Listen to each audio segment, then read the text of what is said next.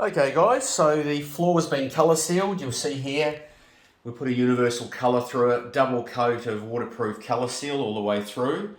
We've done silicone around the toilet base just to tidy the area up, and silicone around the base of the shower. New strips on the door, so you'll see new shower door strips there all the way through, including the base. I mean, you could spend hours on a shower like this and titivate it and play around with it, but overall this is a full makeover without ripping everything out and retiling and spending $5,000 or $6,000 to $7,000 on a new shower. Drain's been all done there.